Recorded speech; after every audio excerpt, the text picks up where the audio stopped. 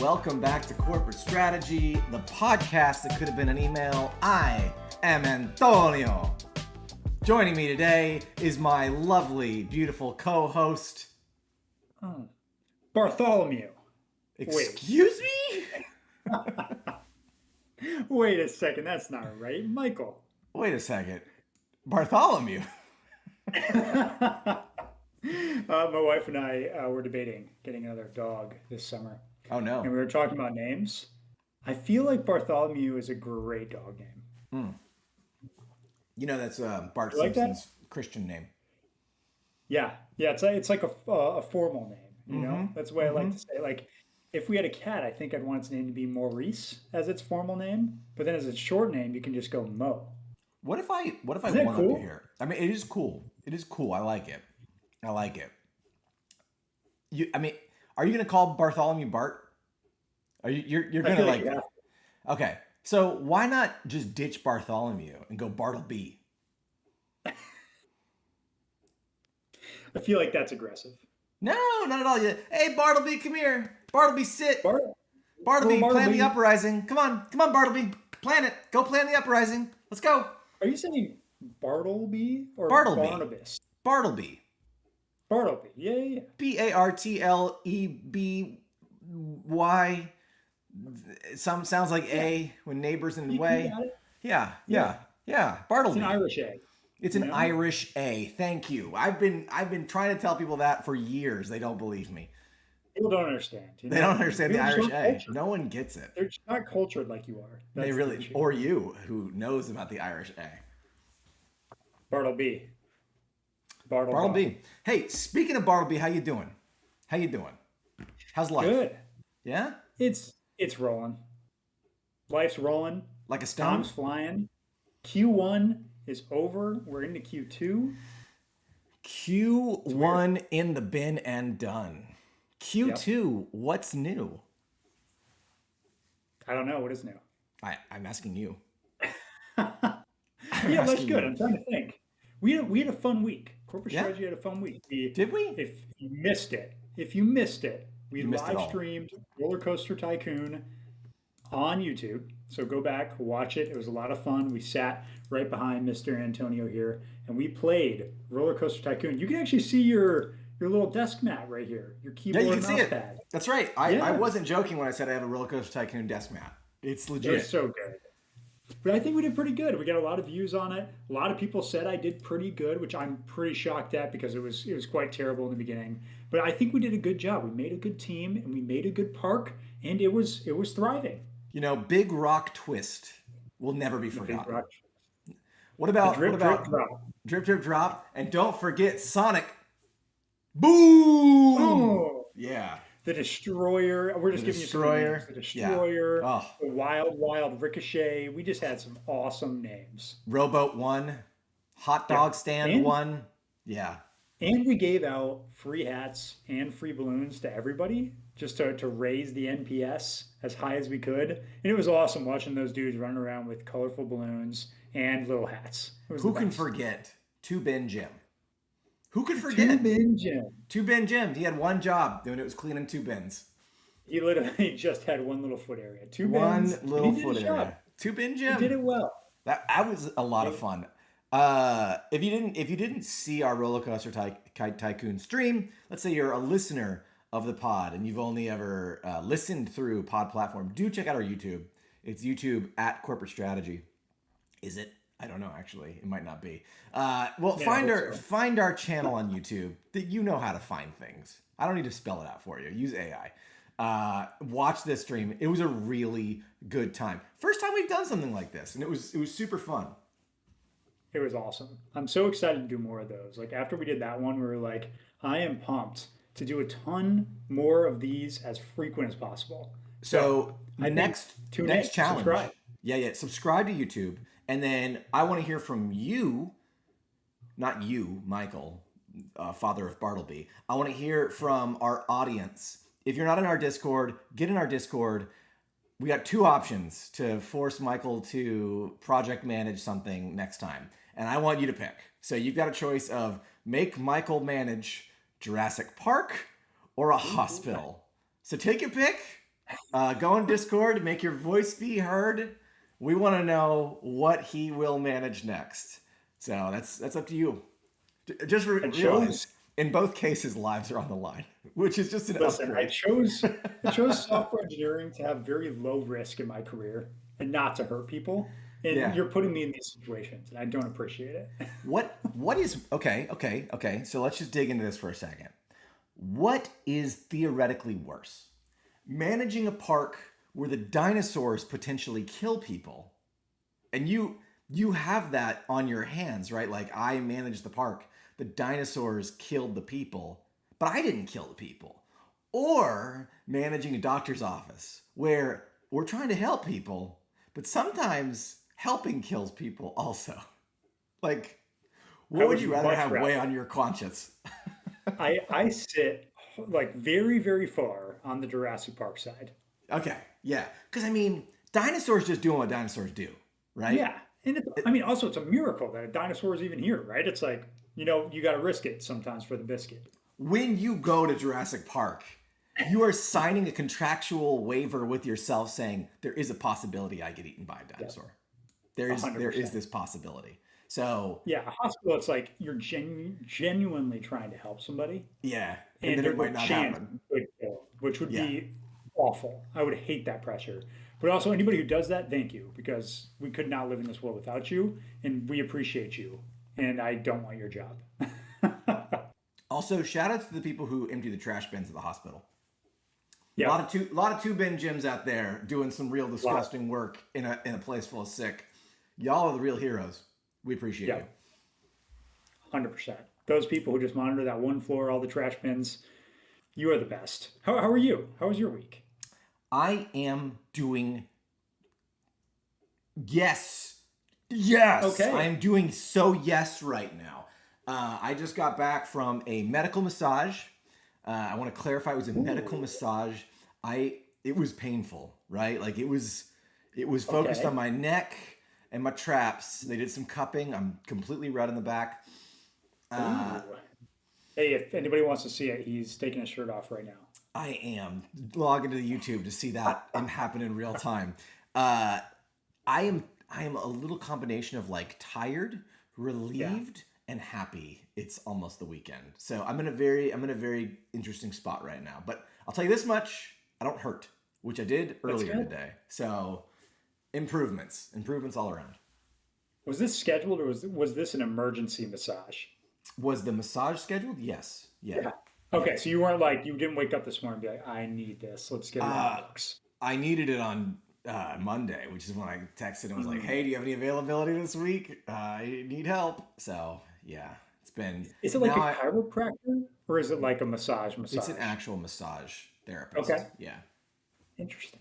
yeah, Good for you. yeah. Well, I've never really had a real massage. I've had like a neck massage. Never done like a full back massage before. Never done cupping, but it sounds Cupping like is a crazy one. intense. It's Yeah, intense. Yeah. The this actually hurt the most I've ever had cupping done, but I asked for it too. Like I wanted the yeah, intense one.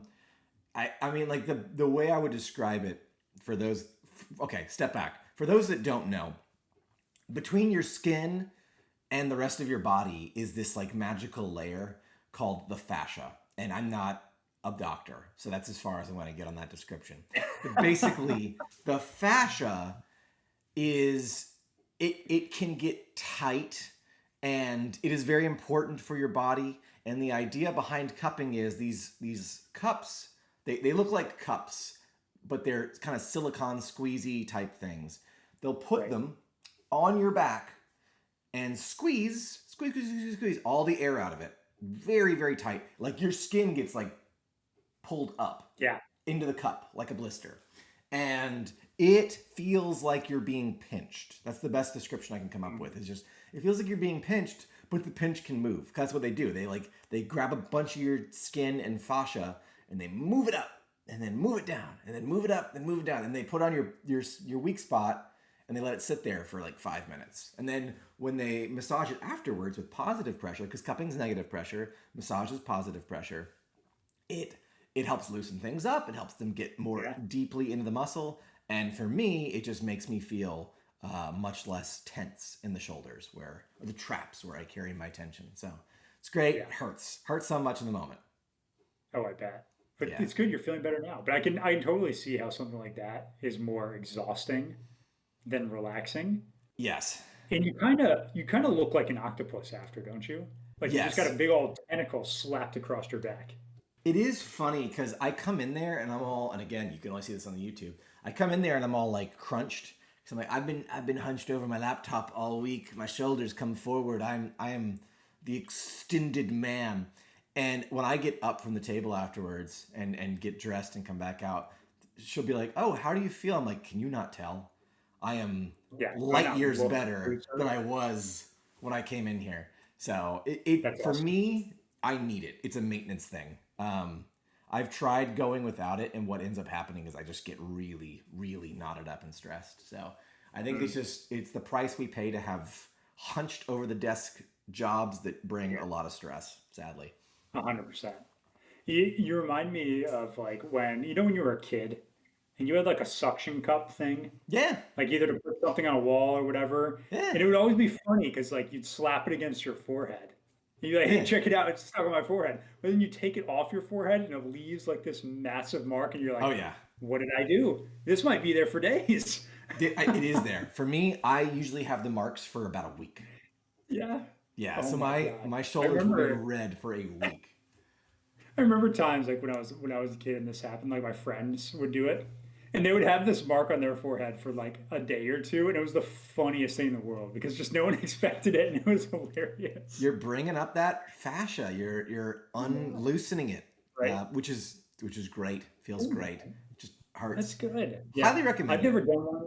I think I'm due because I hold all my tension inside my shoulders and neck area too. I think it's time. I think I got to do it. I have been to quite a few massage therapists. It took me a while to find one that I really, really, really like. I've got one. If you want one, I can hit you up Okay, after the okay. stream. Get you some info. Yeah. Can we do it together on a stream? I'd rather. I mean, if it's for content, I guess sure. Yeah, we'd have to. I'd be If so we get enough weird. Patreon members, we're doing this. I don't know what the Patreon number is, but exclusive. Watch us get listen, massages. enough people pay, we'll make anything happen. No, what you really want to see is the Panchakarma. I've talked about this before, but when I Yeah. went up to that retreat, Oh which yeah. Panchakarma is a type of massage that uses buckets of oil, and they were pouring like boiling hot oil all over my body, and I looked like a greasy worm by the end of it. 2 hours of that. It's great. Like you just came out the womb. That's what Yes. you look like. I look prenatal. Yeah, it's great. This is just getting disgusting. I don't know. Sometimes this podcast takes these turns. I don't know how we got there, and I don't You know how we're asked gonna how get I was out. doing. This is where we go. Every time you ask me how I'm doing, you will regret it. I'll teach you never to ask. I will teach you. Hey, so I was thinking about Two Bin Jim. Remember Two Bin Jim? Oh, yeah, yeah, yeah. From like 30 seconds ago, from like two Yeah, days ago. I remember yeah, Tooth yeah. Bin Do you, Jim. do Yeah, you yeah, remember yeah. Two Bin Jim? So I was thinking, what would happen if Two Bin Jim was like, "Hey, I'm taking 2 weeks off work." Specifically in our scenario, Yeah, what happens? or What happens if Two Bin Jim in takes a Roller couple Coaster weeks off? Tycoon. Yeah, yeah. Well, I mean, in that case, you just have trash cans that are overflowing, and then what Do do you do? you? The NPS scores start going down because I people are mean, like the park is very dirty. does that happen? If we said Two Bin Jim take 2 weeks off, would those two bins be overflowing?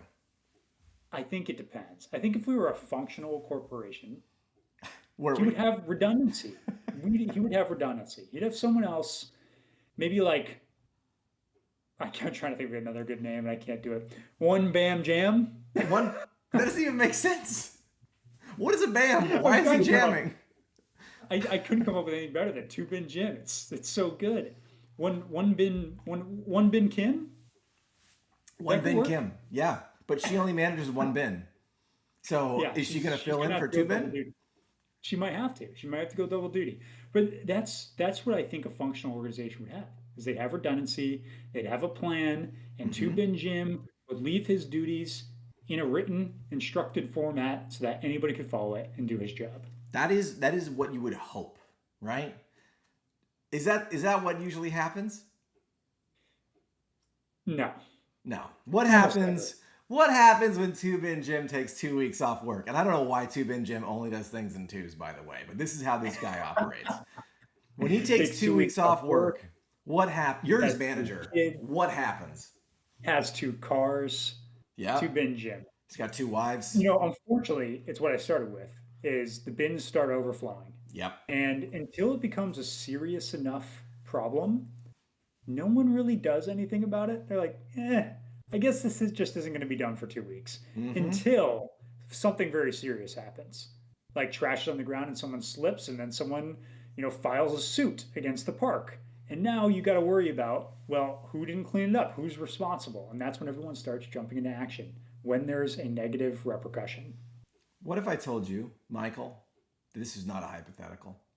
And I am Oh, actually no. three team member Tony, and there was 2 days this week where all three of my team members were either traveling, moving, or off. That's miserable. What did you do? Nothing? You know what? I handled it like a boss, both literally and emotionally, because I know what my team does. They know what I do. In the same circumstance that I left, they'd be able to fill in for me. I'm able to fill in for them. And because I knew they were going out, we planned ahead on what needed to be You're filled right. in, where, why, and how. And it got me thinking. It was funny when we were doing the Roller Coaster Tycoon, and Ika suggested we call the guy Two Bin Jim. I was thinking about like this is kind of weird. Like we have this specialized garbage man here.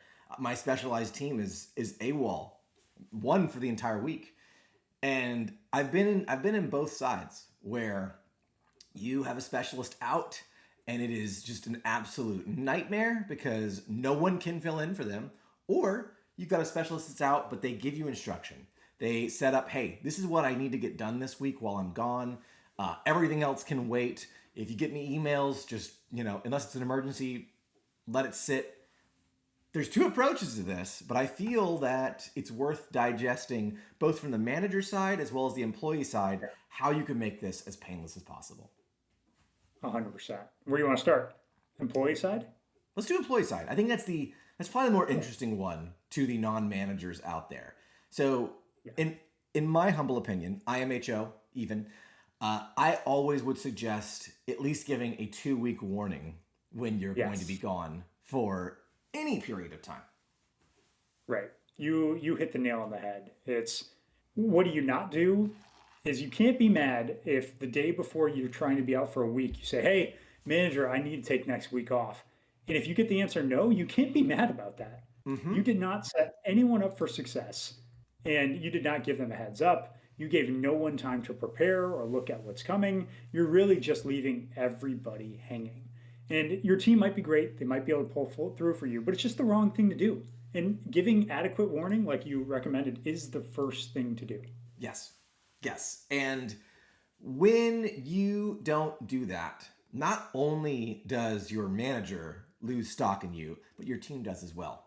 Because they're going to have to fill in for you, probably, unless your manager's capable of doing it on their own. It's a Yeah, total sinkage for your brand in the biz. yeah, 100%. I've worked with some really great communicators on my team too, because that's an area that I'm not great at is communicating well and having a really well thought out plan. I'm more of like a burn the ships and let's move forward and do as minimal communication as you need, but get the work done. And Mm-hmm. so I always hire people that are really, really good at it. And that always serves me well because they keep me in check. But one thing I love that they used to do is they would give the long heads up. If they planned a cruise or something, it's like a month ahead, they would have in their signature upcoming out of office, this Love it. date through this date. So that That's way really every email they good. sent, everybody they communicated to would know, hey, this person's going to be out. And if you missed it and there's something urgent that comes up, yeah, that's on you. You That's a knew it really from day good one. tip. Yeah. I've never I seen that love that. before. So it was in their Yeah. SIG. It's in their signature. Yeah, they updated their signature to have it. Even on their little like Slack or Team status, they would have like a status to say, "Oh, coming out of office." So that's just great communication. That is pro communication to That let is. everybody know that you're going to be out of office. For me, my team will generally put an out of office for, they'll their Outlook calendar will say out of Right. office for this week. Because I'm the manager, I have to approve the time off, which is nice because it gives me like, oh yeah, you know, Greg is out for 2 weeks, and Janice, she's only out for a couple of days, but like I can know. Planning is the biggest part of being gone, which is interesting because you would think and assume that just the work will be there when you get back, and that is true for the most part. But the thing you can never plan for is what comes in during that time of absence. Because I think people are generally pretty good at like, hey, I'm gonna take 2 weeks off. Don't worry about it. All my projects are on track. I got my goals on schedule. Like there's no real rush there. But it's when someone needs something from them while they're not there. How do you Right. handle that? Yeah. It's tough because I've had, like I said, pro communication tips. Mm-hmm. Give your You out know of they're gone. office. Yeah. Yeah, make sure all those people, they were great about days before they were going to be out saying, "Hey, here's everything that's going on my calendar. Here's who have it." They sent it to me as their manager. They said, "This is who on my team is covering it," and I just felt so reassured because I knew like they've got it figured out. Everybody on their team is covering things for them, and they'll call out to say like, "Hey, I could really use your help here, here, and here." And so like that's incredible. Like you can't do much more as an employee, but set up everybody for success by doing that. And then everybody knows to be like, wait, hold on a second, I didn't know about this, or maybe we should push this out to your back. Like it gives everybody a chance to respond. So those are some really, really pro tips. Well, If I you think get there's. stuck, okay. Oh, go ahead. No, no, no. Hit it. No, we're Please. hitting the pro tips. Keep going. Yeah. Okay. So I was gonna say the one thing we haven't really talked about is training. And this is Mm, something you can't do 2 weeks before you're gone for 2 weeks. This is yeah. something you have to do months in advance and plan on this. And I think this is actually a really good look for you if you do this. To say, hey, either to your boss or your teammates, there is some things about my job that some might find either complex or if I was gone difficult to manage. Maybe there's certain logins, certain Right. access, certain requirements, etc. I've got a Confluence page up that is Yes. basically just in case you need this while I'm gone, you can refer to this page and that'll get you access to anything you would need to get access to that I am managing and controlling. And Right. if it's even more complicated than that, it might be, hey, I just want to schedule a 30-minute meeting with the team just to say, on the off chance I get hit by a bus tomorrow, here's how you all can continue doing what I'm doing if I'm gone, right? Like, Right. not do my job, but just be able to maintain uh, some semblance of job, right? And Right. doing that is such a big brand booster because it's telling others like, look, I can be succeeded, which means I can also grow, right? Right. If I'm able to train other people to do my job while I'm gone, and when I come back, if nothing breaks, that means I've got it working pretty smoothly. Things are going pretty well. Management, like me, notices that. I'm like, oh, Yeah. you're making my life so much easier by doing this. Thank you. Right. And that's really promotability right there, because that says you are ready to manage a team of people if you're doing this and you're thinking this way already. Right. I've never thought about it like that, but that's so true. It's like by you making yourself redundant, you are putting other people at giving them the ability to do your role. Right. And that is a sign for management. Like that is the best thing to be like, oh yeah, if this person's out, like we got it covered. And it's not, I think a lot of people would think, but by making myself redundant, doesn't that mean like my role is not that important or like there's nothing special or unique that I bring? And the answer is no. It's like you have a job and making yourself redundant makes you a better and more responsible corporate citizen. But the uniqueness and what you bring in the intangibles, the soft skills, things like that is unique. And that's why they hired you. They probably could hire a monkey to do your job. I know they could hire one to do mine. But it's the intangibles. They just Yeah. hire you for being a good person to work with and helping bring value in ways that we probably never even thought of before, and to do the job that they probably hired you for. But there's so much Yes. more to being a corporate citizen that grows and is going to be a prospect for future growth in the company.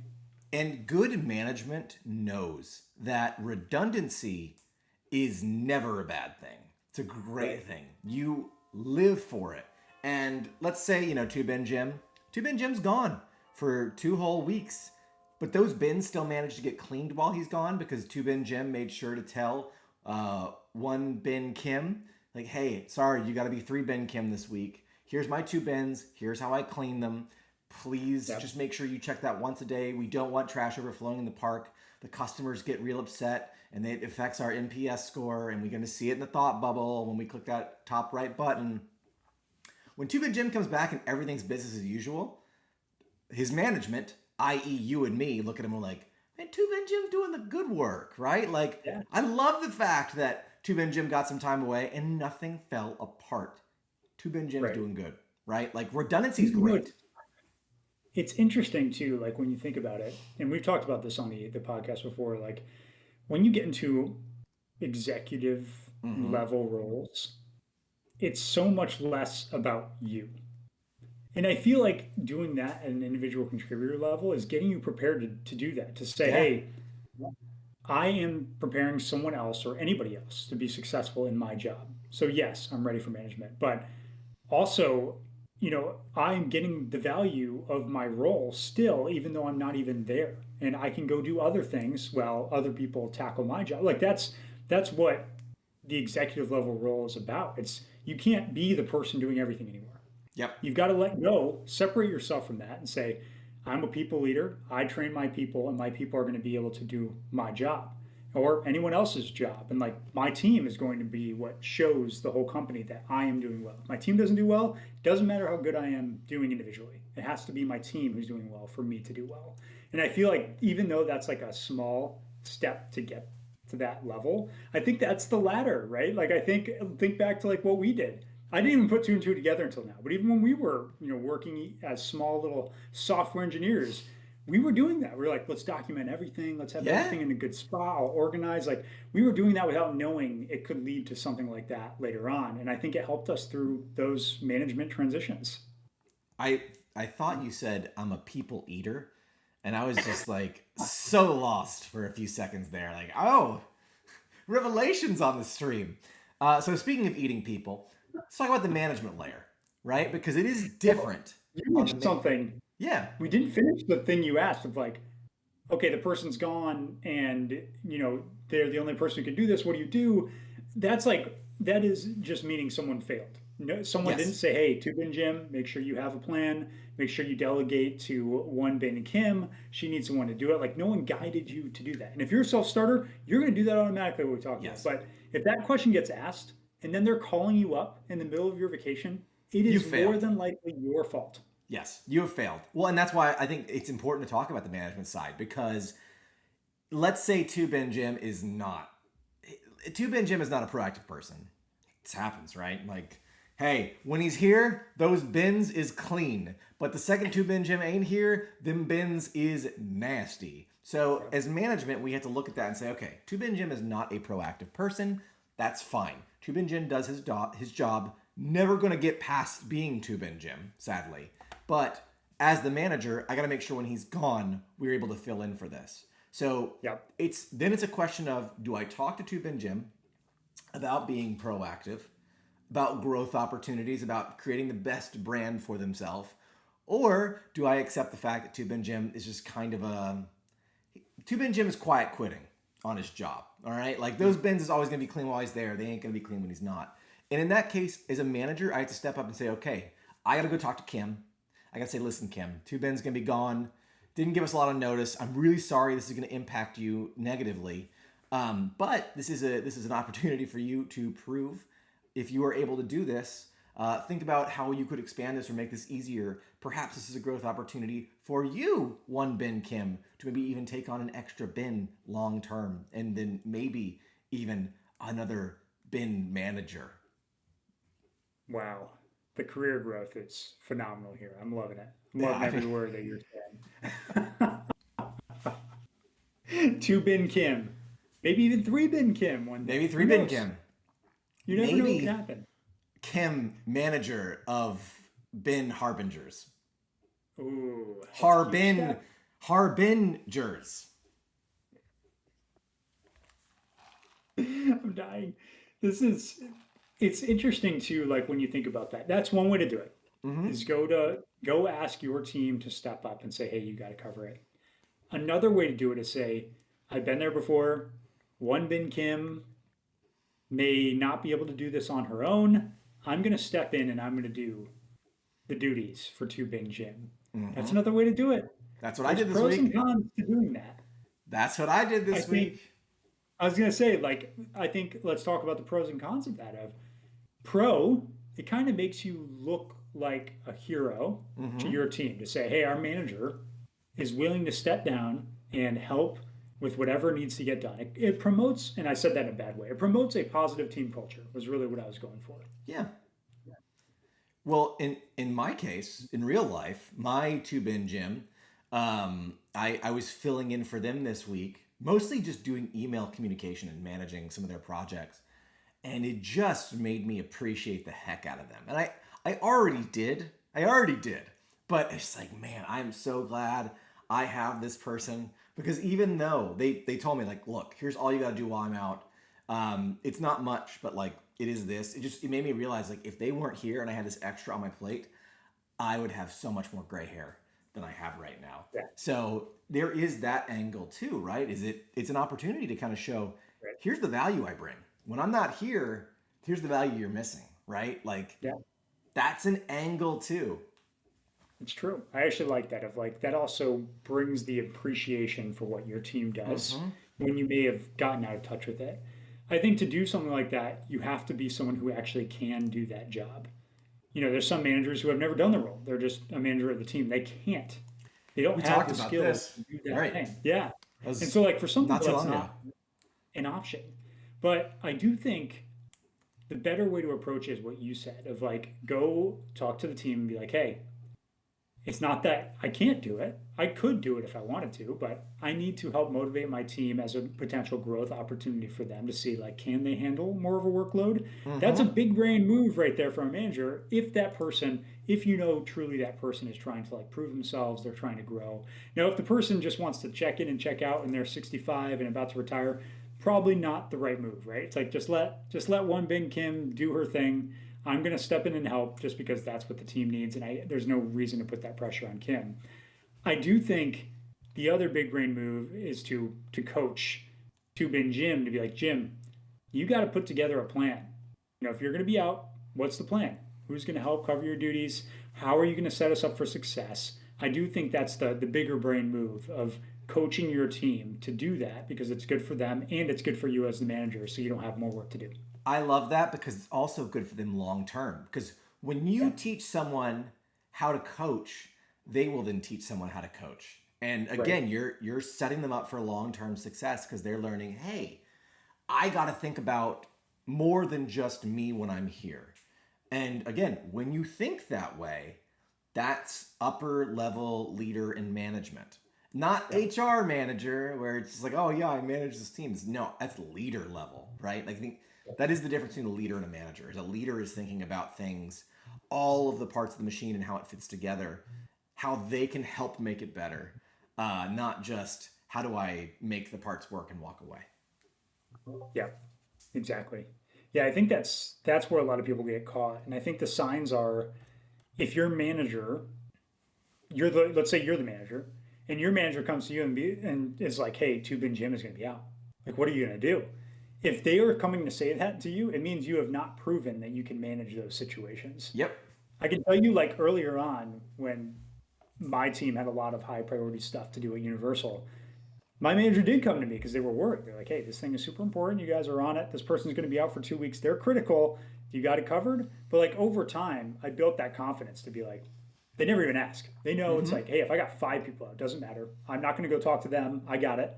My team will figure it out, and we're not going to let any ball drop outside of that. So when your management is not coming to you asking like, what are you going to do? It means they trust you, and you've handled those situations before, and proven as a leader you can handle a larger team to be able to do something like that. You know, So there's a lot of benefits, honestly, even as an individual contributor, that you could look at somebody being gone to say, how can I step up Like if I'm one bin Kim and I want to grow, I think a great thing for an employee to do is being like, hey, two bin Jim, how can I help cover, a bin for you in this next week? And then you guys both go to your manager and you're like, hey, one bin Kim has become two bin Kim, One and a and half somebody bin else, Kim. half bin Johnny is going to come do a half bin over here too, and we're going to be just fine. It would be half bin Hank, okay? Half bin Hank. Oh my, I'm so bad. How did I miss that layup? Oh, Well, that was there's one. terrible. You just keep me into one more positive in all of this. It was in your own Keep story of going. like your early career. When you are capable of doing this, an upper level manager doesn't have to worry about you because hey, if Half Bin Hank is out, maybe Half Bin Hank has found another job and he's moving on. I got a plan, and I know exactly what I need to fill in and hire for to replace Half Bin Hank. So there's a lot of pieces that can be used here, both to managerial benefit as well as individual contributor. And it's so funny because it all ties around absence, right? Like Yeah. being able to manage and understand what happens when an employee or a manager is out, how to fill in for them. That only creates growth opportunities long term, whether it's someone leaving, whether it's just going on vacation, whether you're managing a team. Like there is real opportunity for growth in these strange little situations where someone's not able to do the job. Yeah, it's a big piece to being able to manage people and a team and projects. Like management is being able to handle situations like this. It's a little bit of adversity, but it's more of just how do you manage, Yeah. getting your work done with the resources that you have available. And I'm not trying to equate humans to resources, but it's like the same thing. It's like you got this much time, you got this many people, you got this project deadline. You've got to figure out how to make it happen, and it's this problem solving equation that you really have to do as a manager. Of like, I'm going to move the pieces around. I'm going to deprioritize this. I'm going to let this person know that this project's going to be 2 weeks late because I know I got all these vacations, so we need a little bit more time. Like all those proactive things that go into setting you up for success, where the big rock twist doesn't fall over, when someone's out for I two hate when weeks. that I think that's happens. all it You know, it would happen less. The big rock twist would fail less if it was adequately balanced with riders. Just a suggestion, just a is. You gentle think so? suggestion. I think there was a solution to get more people on Big Rock Twist. I think there might have been. Yeah. There might have been something we could have done. I, I disagree. I think if Of you, course you I think if you, do. I think if you were to disrupt the careful balance that the Big Rock Twist was having throughout that whole equation, the whole park might have burned to the ground. Well, it Who will just know? about, it almost did Who would burn to know? the ground when you installed the Destroyer or whatever the heck it was. No, you mean Geronimo. Geronimo, I'm sorry. I'm sorry. And again, if you haven't seen our Roller Coaster Tycoon stream, You just need go to go watch it. watch. I guarantee you, if you think it's going to be boring, you are so wrong. This man is a madman. Like on these, I'm the goof. And there I was like, what is happening? He's literally he's out goofing the goof. I It couldn't was I so couldn't keep good. up. Couldn't keep That up. moment that we installed Geronimo and I turned up the velocity to like 90 miles per hour, and we look away for a split second, and there's this giant explosion. We're like, oh no, what did we just do? It was a real shame we didn't just open it. You know? Like I that was mean, we might thank have never hit goodness. our goal. Thank goodness for the 80-hour test that we did. There's nobody on that ride. Yikes! That would have been fun. Well, I Oh, think I think that sums it up pretty yeah. nicely, don't you? I think that was great. I think we covered all the points. It was a good topic too because we haven't really talked about that. But yeah, I think look at it as an opportunity. Yeah. You should be aware of your surroundings. Who's going to be out, and just don't be like, oh great, I got so much more work. Look at it as that opportunity to grow. I think that's the Hmm. best way to look at it. As a manager, look at it as that way to flex your team, to challenge somebody, to structure in a way where you're not going to have to do more work, or you can spread the load amongst everybody so your team is well balanced, and you can create a team culture to be like, hey, I'm going to step in because you need me to. I think the key thing is like when you're stepping in, make sure that you're doing it the way Tubin Jim, if he was doing well, is doing it. Don't just hop in and do it your way, because especially if that's working with a team, like I've done that before, where a product owner is out, and I'm like, I'm just going to step in. I'll show them how it's done, and I do it my way. And I think it goes really well. And then afterwards, I hear everything is just in total chaos behind the scenes because they're like, didn't get the requirements we needed. He didn't put it in the format that we wanted. Like all these things that I should have spent more time with the tube in gym to be like, hey, how do you do this? What is your team comfortable with? Okay, great. I understand. Like, let me help in the way that makes sense, not just jump in like I could do it in the first place. I love it. And I love that you did it your way or the highway. I think that's it. I think we did it. It was I a think lot we of did fun. it. I think we did. I think we did. It was a lot of fun. Hey, what can people do if they want to help us out here? There are just so many things you can do. One, go and watch the stream. Subscribe to YouTube. It was a lot of fun. I don't know what minute marker Geronimo is in, but once you get to Geronimo, you'll have a blast watching that stream. We did pretty well. We need a Like T-shirt that says "I survived Geronimo."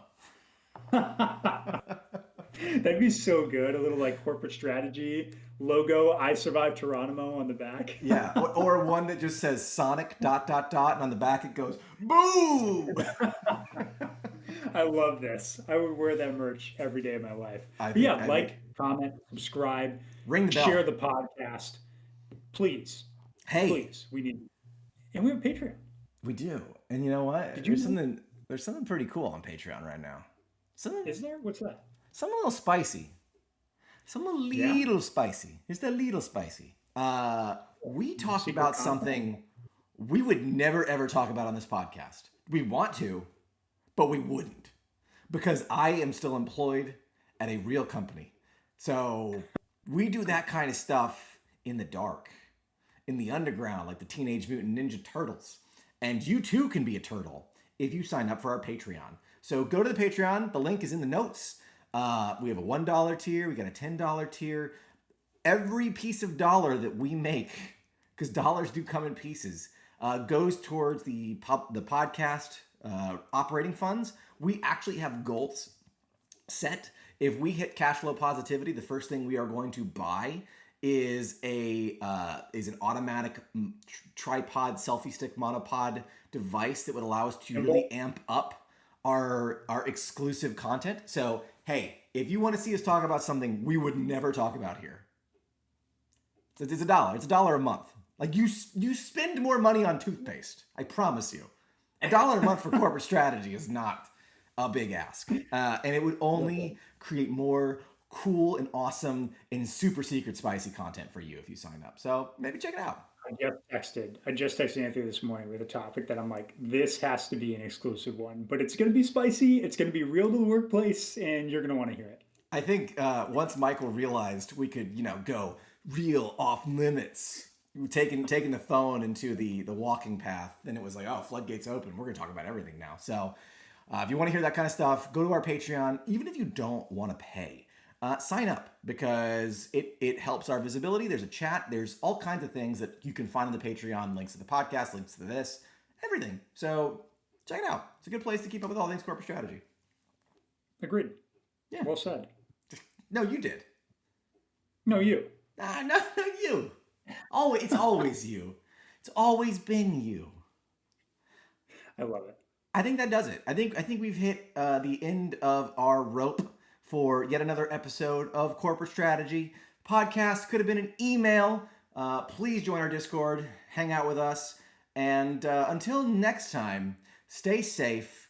Put on your ride restraints, and when they do that tug to make sure you're snugged in, slip out. Give them the old 1-2 slip and really give them a run for their money. Ride attendants love that. Until next time, I'm Anthony. And I'm Michael. And you're on mute. We'll see you next week.